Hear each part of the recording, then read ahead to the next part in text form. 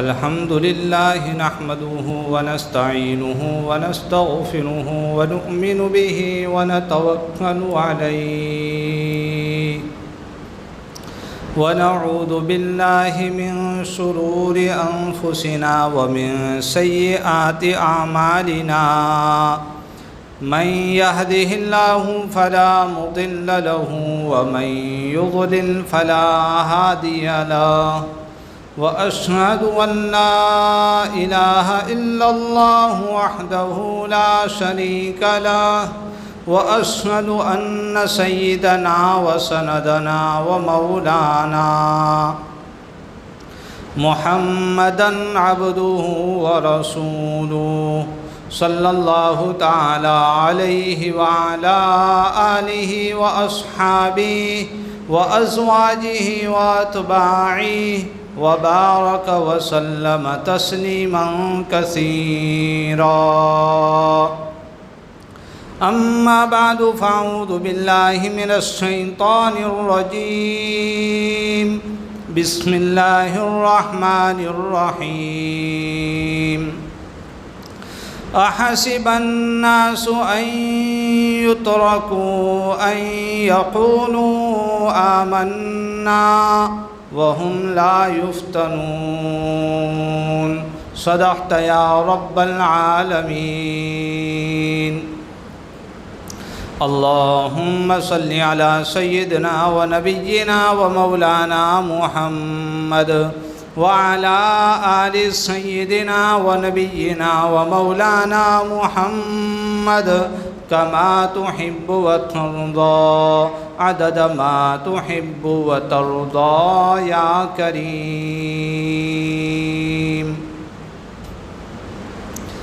محترم دوستوں اور بزرگوں، آج کے حالات میں اصولی طور پر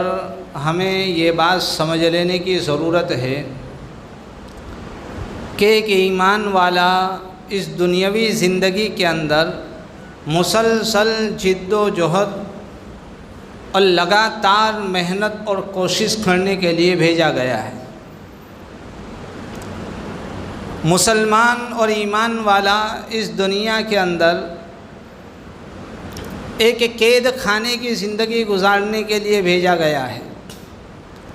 اس زندگی میں اس کے اوپر آزمائشوں کے پہاڑ توڑے جائیں گے، اسے امتحانات کی وادیوں سے گزرنا پڑے گا۔ ابھی 2-3 نسلوں سے آج کا مسلم نوجوان اور ایک مومن بندہ زندگی کی حقیقت اور مذہب اسلام کی حقیقت سے ناواقف نظر آتا ہے۔ اس نے اسلام کو ایک دائرے کے اندر محدود کر دیا، اس نے اسلام کے متعلق اور ایمان کو اتنا ہلکا سمجھ لیا اور جنت کے حاصل کرنے کو اتنا معمولی سمجھ لیا کہ اسے یہ احساس ہی نہیں رہا کہ جنت میں جانے کے لیے اسے کیا کیا کرنا پڑے گا۔ احسب الناس ان یترکوا ان یقولوا آمنا وهم لا یفتنون، کیا ایمان والوں نے یہ سمجھ لیا ہے کہ صرف وہ کلمہ پڑھ لیں گے اور وہ کہہ دیں گے کہ ہم ایمان لے آئے اور وہ جنت کے اندر داخل ہو جائیں گے اور ان کو آزمایا نہیں جائے گا؟ آزمائش کی وادیوں سے گزر کر ہی انسان کو جنت کے مناظر دیکھنے کو ملا کرتے ہیں۔ حدیث مبارکہ میں آتا ہے کہ اللہ رب العزت نے جہنم کو اللہ تعالیٰ نے زینت کے ذریعے سے اور اچھی اور بھلی چیزوں کے ذریعے سے ڈھانپ دیا ہے کہ اس دنیا کے اندر اگر کوئی زینت کے پیچھے بھاگے گا، آرام اور راحت کے پیچھے بھاگے گا، ناز و نعمت کے پیچھے بھاگے گا، تو جب پردہ چاک ہوگا تو اسے جہنم کے نظارے نظر آئیں گے۔ اور اللہ تعالیٰ نے جنتوں، مصیبتوں، تکلیفوں اور آزمائشوں کے پردے کے اندر ڈھانپ رکھا ہے۔ اگر انسان مصیبتوں سے گزرے گا، آزمائشوں کو چیر کر جب جائے گا تو اسے پتہ چلے گا کہ جنت کی حوریں ہماری منتظر ہیں، جنت کی شرابیں ہمارے لبوں کو چھونے کے لیے ہمارے سامنے نظر آتی ہیں، یہ جنت اگر حاصل کرنی ہے اور اس دنیا کو کامیابی کے ساتھ گزارنا ہے تو ہمیں چاہیے کہ ہم آزمائشوں سے، امتحانات سے، حالات، مصیبتوں اور تکلیفوں سے گھبرائیں نہیں، بلکہ اس کو ہنستے ہنستے سینوں سے لگائیں۔ اس حقیقت کو آج ہم بھلا چکے ہیں، عیش و عشرت میں پڑے ہوئے ہیں۔ آج کے حالات یہ ہیں کہ MPR کا یہ جو نیا قانون ہمارے سامنے آیا ہے، جس کی کارروائی 1 اپریل سے شروع ہونے والی ہے، ہمیں اس کی خطرناکی کا احساس نہیں ہے۔ بڑا سنگین قانون ہے۔ آج ہمیں ہمارے بلوں سے نکلنے کی ضرورت ہے۔ آج ہمارے لیے صرف یہی کافی نہیں ہے کہ ہم اپنے بیوی بچوں کی اور اپنی سی 2.5 فٹ کی دکان کی فکر میں لگ جاویں اور اس کے اوپر مطمئن ہو جاویں کہ میں محفوظ ہوں، میرے بیوی بچے محفوظ ہیں، صبح شام کی روٹی مل جاتی ہے، سر چھپانے کے لیے اللہ تعالیٰ نے چھت دے دی ہے، بس کافی ہے۔ نہیں دوستو، اس خول سے نکلنے کی ضرورت ہے، اور آج ہمیں اس احساس کو زندہ کرنے کی ضرورت ہے کہ ہمیں بڑی قربانیوں کے لیے اور بڑی آزمائشوں کے لیے تیار رہنا ہے۔ ابھی آپ کے پاس آئیں گے کارندے حکومت کے، عام طور پر جو پرائمری کے ٹیچر ہوا کرتے ہیں، ڈاکیومنٹس جمع کرانے کے لیے نہیں بلکہ آپ کی معلومات حاصل کرنے کے لیے۔ قانون کے حساب سے MPR کے لیے کسی دستاویز کی ضرورت نہیں ہے، آپ جو زبانی معلومات دیں گے وہ اسے نوٹ کر لیں گے، لیکن آگے چل کر یہی معلومات ہمارے خلاف استعمال کی جائیں گی۔ یہ کارروائی شروع ہونے والی ہے اور اس کا ہم سب کو سابقہ پڑھنا ہے، ہماری نظروں کے سامنے یہ ہوگا، لیکن اس سے پہلے ہمیں تیاری کرنے کی ضرورت ہے۔ ہمارے بڑوں نے متفقہ طور پر اگر کوئی ایک آدھ شخصیت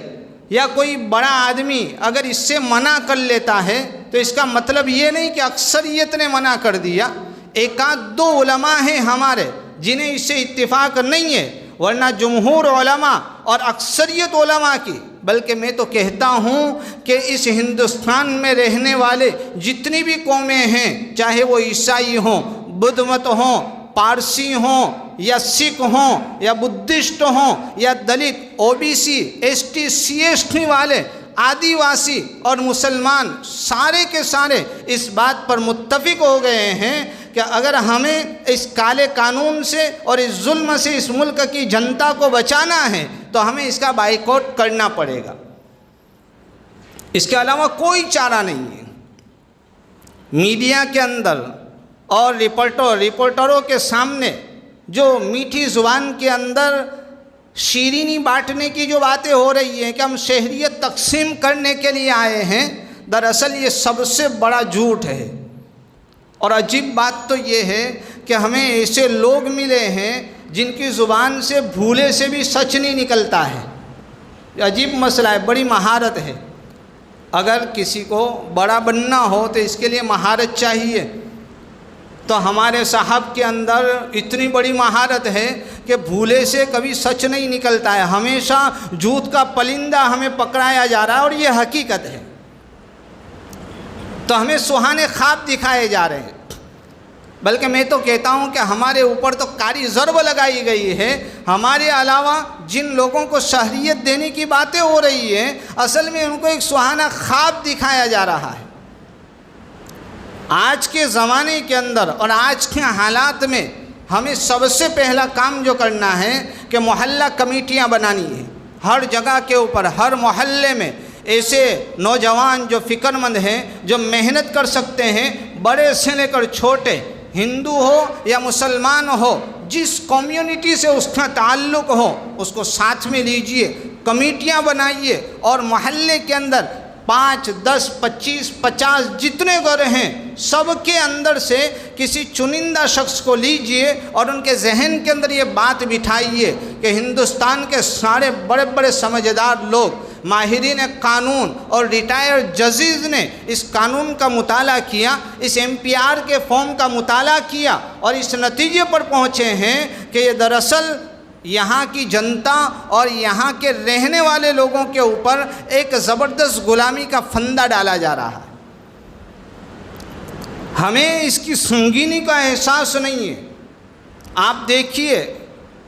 انٹرنیٹ کے اوپر یا واٹس ایپ کے اوپر آپ کو ایسی ویڈیوز، ایسی معلومات مل جائیں گی جس میں صاف طور پر آپ کو بتلایا گیا ہے کہ اس قانون کے اندر اور اس چیز کے اندر کون کون سی خامیاں پائی جا رہی ہیں۔ اب باتیں کرنے کی ضرورت نہیں ہے، باتیں کرنے کا وقت گیا، سامنے ایک گڑھا موجود ہے جو ہمیں نگلنے کے لیے تیار ہے۔ اب ہمیں کھڑے ہونا ہے، آگے بڑھنا اور کچھ کرنا ہے۔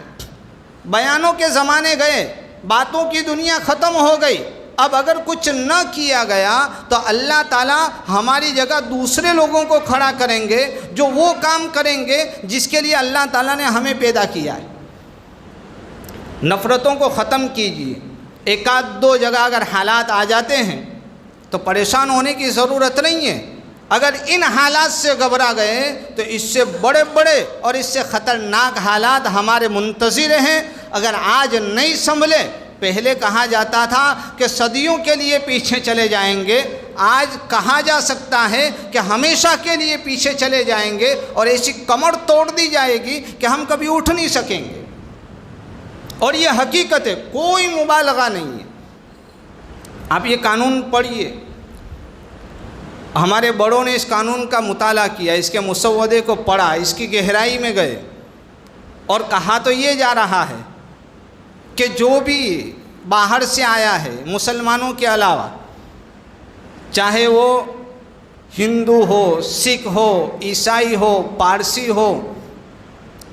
جس بھی مذہب کے ماننے والا ہو، غیر مسلم جتنے بھی ہیں سب کو شہریت دی جائے گی اگر ان کے پاس کاغذات نہیں ہیں تو۔ اب آپ ذرا کھیل سمجھیے، MPR کے لیے آپ کے پاس آئے، اب جن لوگوں نے اپنی معلومات ان کو دے دی، آپ سے کوئی کاغذ نہیں مانگا جائے گا، لیکن یہی معلومات ہمارے خلاف استعمال کی جائے گی۔ یہ ہمارا فارم اندر جائے گا افسروں کے سامنے، وہ اس کو پڑھیں گے، اس کا مطالعہ کریں گے، پھر آپ کو ایک نوٹس دی جائے گی کہ آپ نے جو معلومات ہمیں فراہم کی ہیں اس کے دستاویز کے طور پر کاغذات پیش کیے جائیں۔ اب وہاں کے چکر، گھر پہ آ کے دستاویز نہیں مانگے گئے، لیکن وہاں آفس میں جا کر آپ کو وہ سارے دستاویزات سبمٹ کرنے پڑیں گے۔ حالانکہ ہندوستان کا صاف قانون ہے کہ انسان کی خود کی باتیں اس کی گواہی میں اور اس کی گواہی اس کے خلاف پیش نہیں کی جا سکتی۔ جو آپ کے پاس خانندہ اور آفیسر آئے، آپ اس کو سمجھائیے اور بٹھا کر اس کے ذہن کے اندر یہ بات ڈالیے کہ آپ جو ہم سے معلومات لیں گے یہی معلومات آپ ہمارے خلاف استعمال کرنے والے۔ اب اس کے بعد ہوگا کیا کہ آپ کو بلایا جائے گا، آپ کے پاس سے دستاویزات مانگے جائیں گے اور آپ کو اس کے چکر کٹوائے جائیں گے۔ اور دستاویز بھی وہ کہ اگر ہمارے پرائم منسٹر یا گرہ منتری سے بھی مانگا جائے تو وہ بھی یہ دستاویزات پیش نہیں کر سکیں گے۔ ہمارے گجرات کے مکھیہ منتری سے بھی مانگا جائے گا تو وہ بھی دستاویزات پیش نہیں کر سکیں گے۔ اور یہ کہتے ہوئے کوئی گھبرانے کی بات نہیں ہے، حقیقت ہے کہ ایسی چیزیں مانگی جائیں گی کہ ہندوستان جیسے غریب اور معلومات سے پچھڑے ہوئے اور جہاں جہالت کی انتہا ہے، ایسے ملک کے اندر سالوں پہلے کے دستاویزات، ایسے غریب ملک میں زمینوں کے کاغذات، جہاں ایجوکیشن نام کا بھی نہیں ہے، وہاں اسکول کی لیونگ سرٹیفکیٹ مانگی جائے، جہاں فسادات ہوتے رہتے ہیں، جہاں گھروں کے اندر انسان محفوظ نہیں ہے، ان کے جنم داخلے ان سے مانگے جائے۔ ذرا آپ تصور تو کریں کہ انسان کو کس دلدل میں پھنسایا جا رہا ہے۔ اب آپ چکر کاٹتے رہیے آفیسروں کے پاس، رشوت دیجئے، یہ کیجئے، اگر آپ نکل گئے تو خیر منائیں، لیکن اگر آپ کا کوئی ایک ہاتھ دستاویز رہ گیا، میں اپنی بات نہیں کر رہا ہوں بلکہ میں ان ہمارے بھائیوں کی بات کر رہا ہوں جو اس مصیبت کو بھاگ گئے ہیں اور مسلمانوں کے ساتھ کندھے سے کندھا ملا کر اس لڑائی کے اندر حصہ لے رہے ہیں، میں ان کی بات کرتا ہوں کہ اگر ان کے سامنے یہ چیزیں آ گئی تو ان سے کہا جائے گا کہ آپ کو گھبرانے کی ضرورت نہیں ہے، آپ یہ فارم لیجئے اور اس کو پر کیجئے اور اس کے اندر یہ بات لکھ دیجئے کہ میں پاکستان سے آیا ہوں، وہاں ستایا گیا تھا، وہاں میرے اوپر ظلم ہو رہا تھا، اس لیے میں وہاں سے آیا ہوں۔ حالانکہ یہ آدمی وہ ہے کہ حضرت آدم علیہ السلام کے زمانے سے لے کر آج تک اس کے سارے باپ دادا اور پردادا یہیں کے ہیں، لیکن اس کو کہا جائے گا کہ نہیں، آپ یہ لکھیے کہ میں فلانے ملک سے پاکستان سے آیا ہوں۔ اب یہ آدمی وہ فارم بھرے گا، عدالت کے اندر وہ فارم جائے گا اور جج کی طرف سے سوال کیا جائے گا کہ بھئی پہلے تو آپ نے اپلیکیشن دی تھی، یہ دستاویزات دیے تھے کہ آپ اس ملک کے رہنے والے ہیں، اور اب آپ کہہ رہے ہیں کہ آپ وہاں سے آئے ہیں، اب اس کا ثبوت پیش کیجئے کہ آپ وہاں سے آئے ہیں۔ بڑا عجیب ٹیڑھا مسئلہ ہے، یہ دیکھ کر ہنسی بھی آتی ہے اور افسوس بھی ہوتا ہے کہ کس طریقے سے یہ قانون بنایا گیا ہے۔ اور عجیب مسئلہ یہ ہے کہ کہا تو یہ جا رہا ہے اور میڈیا میں بات تو یہ پھیلائی جا رہی ہے کہ ہم شہریت تقسیم کریں گے، کہنے کے الگ ہوتے ہیں اور کرنے کے الگ ہوتے ہیں، دکھانے کے لیے الگ ہوتے ہیں، چبانے کے لیے الگ ہوا کرتے ہیں۔ کہا جا رہا ہے کہ یہ کوئی شہریت چھیننے کے لیے قانون نہیں بنایا گیا ہے بلکہ شہریت تقسیم کرنے کے لیے بنایا گیا ہے۔ دوستو، حقیقت یہ ہے کہ جن بھی ماہرین نے اس قانون کے مسودے کو پڑھا ہے وہاں لکھا تو گیا ہے کہ بھائی جو وہاں سے آیا ہے ہم ان کو یہاں پناہ دیں گے، ان کو پناہ گزین کی حیثیت حاصل ہوگی، وہ ریفیوجی ہوں گے۔ کہیں بھی قانون کے مسودے میں یہ نہیں لکھا گیا ہے کہ ان کو شہریت دی جائے گی۔ اور میڈیا کے اندر لوگوں کو سمجھایا یہ جا رہا ہے کہ شہریت دی جائے گی۔ اصل میں اس قانون کے پیچھے کا مقصد سمجھ لیں تو پوری پروسیجر سمجھ میں آ جائے گی۔ قانون کے پیچھے کا مقصد یہ ہے کہ جو لوگ ہمیں ووٹ نہیں دیتے ہیں ان لوگوں سے ووٹ دینے کا ادھیکار چھین لیا جائے۔ اگر آپ MPR میں دی گئی معلومات کے مطابق دستاویزات پیش نہیں کر سکے، آپ کا ایک آدھ دستاویز اگر کم پڑ گیا تو آپ کے ڈاکیومنٹس کے اوپر آپ کے نام کے آگے D کا ایک سکہ لگا دیا جائے گا، جس کا مطلب یہ ہے کہ آپ ڈیفالٹ ہیں، آپ کے اندر ہمیں ڈاؤٹ نظر آتا ہے، آپ کی شہریت کے اندر ہمیں شبہ ہو گیا ہے، لہذا اب آپ عدالتی کارروائی کر کے اپنی شہریت ثابت کریں۔ اب وہ 20-25 سال تک دھکے کھائے گا، لیکن اس 20-25 سال میں کیا ہوگا کہ آپ کے بینک اکاؤنٹ سیل ہو جائیں گے، آپ کے نام کی زمینیں ہیں وہ سائیڈ میں لگا دی جائے گی، آپ سے الیکشن کے اندر ووٹ کرنے کا ادھیکار جو ہے وہ ملتوی کر دیا جائے گا، روک دیا جائے گا۔ 20-25-50 سال میں اگر آپ کا وہ ادھیکار ثابت ہو گیا تو واپس وہ ساری چیزیں لوٹ آئیں گی، اور اگر ثابت نہیں کر سکے تو اتنے سالوں تک آپ گھومتے رہیے۔ اس ملک کی 90% آبادی کے خلاف یہ قانون جا رہا ہے اور ان کی شہریت پر حملے کیے جا رہے ہیں، اور اس قانون کے ذریعے سے اپنے مقاصد کو پورے کرنے کے لیے ملک کو بیچا جا رہا ہے، پریشان کیا جا رہا ہے۔ اس لیے دوستوں، اگر ہم چاہتے ہیں کہ ہم اپنے آپ کی، اپنے محلے والوں کی اور اس ملک میں رہنے والے ہماری اور ہمارے بھائیوں کی اور ہمارے غیر مسلم بھائیوں کی بھی حفاظت کے لیے اگر ہم کچھ کرنا چاہتے ہیں تو ہمیں چاہیے کہ ہم اس بائیک آؤٹ کو تسلیم کریں، گھر گھر جائیں، اپنے بڑوں کے پاس جائیں، سماج کے بڑوں کے پاس جائیں، سیاسی لیڈروں کے پاس جائیں، اپنے علماء کے پاس جائیں، جتنے بھی لوگ آپ کے تعلقات میں ہیں، چاہے وہ مسلمان ہو یا غیر مسلم ہو، آپ اس کے پاس جائیں اور اس کو سمجھائیں کہ اس قانون کا اثر مسلمانوں سے زیادہ دلتوں کے اوپر پڑنے والا ہے، ایسے لوگوں کے اوپر پڑنے والا ہے جو آدیواسی ہیں، جن کے پاس رہنے کے گھر نہیں ہیں، جن کے پاس ڈاکیومنٹس نہیں ہیں، ان سب کے اوپر اس کی زد پڑے گی، اور اس کا ایک ہی حل ہے کہ بائیکاٹ کیا جائے۔ اور اس کو کامیاب بنانے کے لیے کیا کرنا ہے؟ اس کو کامیاب بنانے کے لیے محلہ کمیٹی بنائیے، اپنے محلے کا آپ لیڈر بنیے، دوسروں کو تیار کیجئے اور سب کو جوڑ کر اپنے گھروں کے اوپر پوسٹر لگائیے، اپنی ماں بہنوں کو یہ بات سمجھائیے، اور جب گورنمنٹ کی طرف سے کوئی آفیسر آپ کے پاس آتا ہے تو محلے کے اندر ایک بولنے والا، سمجھدار، اس چیز کو سمجھنے والا اور سمجھانے والا ہونا چاہیے۔ آپ ان سے ملاقات کروائیے کہ بھائی آتے ہیں تو اطلاع ہو جائے، اور ان کو سمجھائیے کہ آپ پریشان نہ ہو، گھر گھر جانے کی کیا ضرورت ہے، ہم سب یہیں چوپال میں بیٹھ جاتے ہیں، اور اس کے سامنے پوری ڈیٹیل میں پیار محبت کے ساتھ چائے پلائیے، ناشتہ کروائیے، گرمی ہو رہی ہے ٹھنڈا پلائیے۔ بھائی آپ ہماری آنکھوں کے تارے، آپ تو حکم کے کارندے ہیں، آپ کو جو آرڈر دیا گیا آپ کو وہ فالو کرنا ہے، لیکن حقیقت یہ ہے کہ ہم اس کے خلاف ہیں، ہماری سمجھ میں یہ بات آتی نہیں ہے، اور یہ کوئی قانون کے خلاف نہیں ہے، کوئی زبردستی آپ سے کوئی معلومات نہیں لے سکتا ہے، آپ کہیے کہ یہ معلومات ہمارے خلاف استعمال ہوں گی اور اس کے دستاویزات ہیں، پیار محبت کے ساتھ ان کو سمجھائیے کہ ہم آپ کو روک نہیں رہے ہیں کہ آپ گھر گھر جائیے، آپ جا سکتے ہیں لیکن جانے سے کوئی فائدہ نہیں ہوگا، آپ ہم سے بات کیجئے، یہ سارے گھر والے یہاں موجود ہیں، سب کے نمبر یہ ہیں، اور اگر جانا چاہتے ہیں تو ہم آپ کے ساتھ چلتے ہیں۔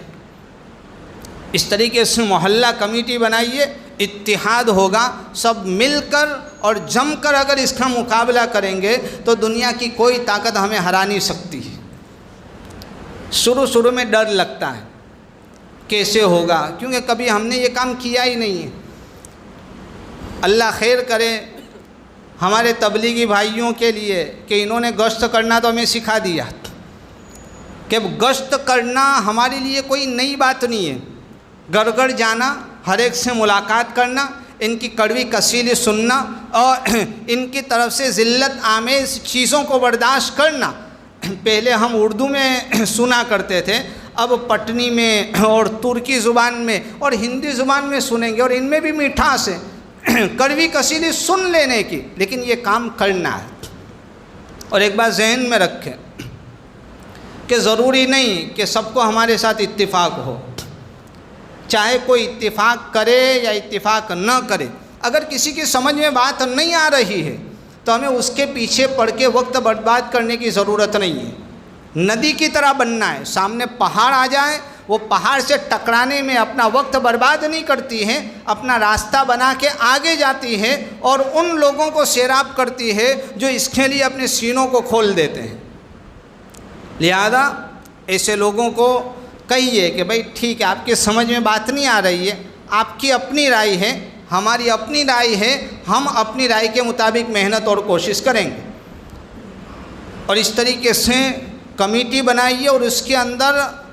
ہر ایسا آدمی ہونا چاہیے جس کو ہماری بات سے اتفاق ہے۔ اگر اس کو ہماری بات سے اتفاق نہیں ہے، چاہے وہ جتنے بھی بڑے عہدے کے اوپر ہو، ہمیں اس کو کمیٹی کے اندر شامل نہیں کرنا۔ اور جب شروع کریں گے تو یقین جانو اتنی آسانی ہوگی، اور یوں سمجھیں گے کہ ہم تو گھبرا رہے تھے لیکن اس کے اندر تو بڑی آسانیاں، سب تیار ہیں لیکن منتظر ہیں کہ کوئی ایک آگے بڑھے تو ہم بھی آگے بڑھیں گے۔ آپ کے اندر اگر لیڈرشپ کی صلاحیت نہیں ہے، گھبرانے کی ضرورت نہیں ہے۔ ایک کمزور آدمی بھی جب آگے بڑھتا ہے تو اس کو دیکھ کر بھی لیڈروں کی لیڈرانہ صلاحیتیں اجاگر ہوتی ہیں، اور وہ پھر لیڈ کرتے ہیں اور قوم کو صحیح راستے کے اوپر لے جاتے ہیں۔ آپ سوچ رہے ہوں گے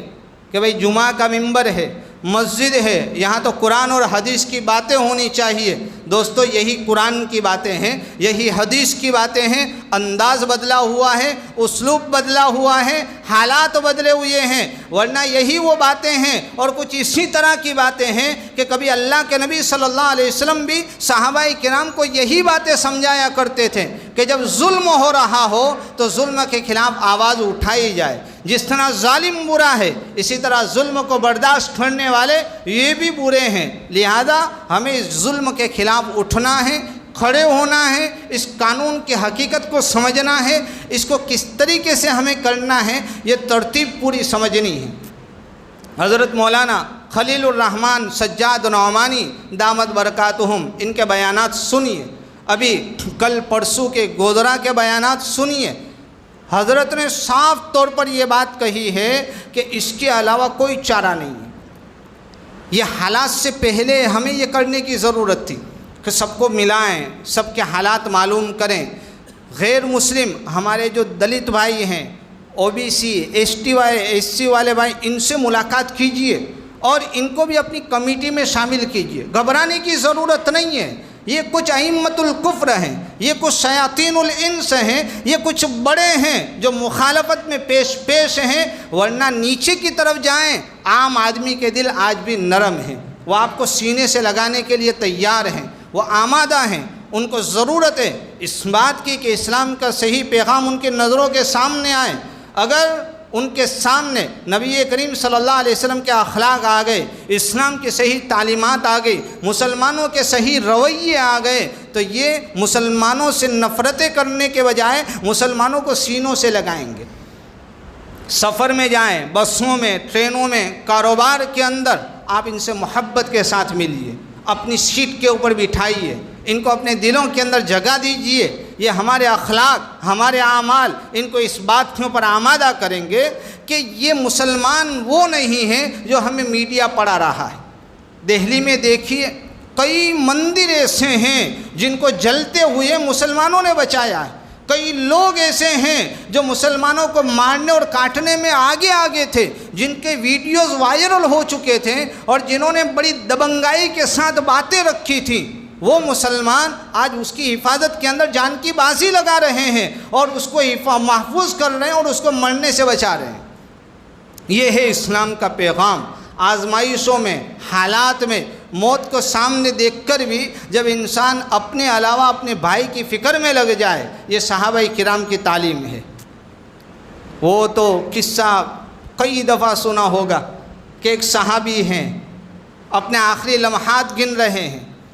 ان کے چچا زاد بھائی پانی لے کر آئے کہ بھائی کو پانی پلا دوں۔ آخری وقت میں گلا بہت سوکھ جاتا ہے، پانی کی ضرورت محسوس ہوتی ہے۔ وہ پانی پلانے کے لیے گئے، مشکیزہ جو ہے اس کا منہ ان صحابی کے منہ کے ساتھ لگایا، اتنے میں دوسری طرف سے آواز آئی تو وہ دنیا سے جاتے ہوئے، شہادت کا جام پیتے ہوئے وہ صحابی رسول کہتے ہیں کہ پہلے ان کو پلائیے۔ وہ چچا زاد بھائی کہتے ہیں کہ میں وہاں گیا، ان کو پانی پلانے کے لیے جا رہا تھا کہ تیسرے نے آواز کی، میں وہاں گیا،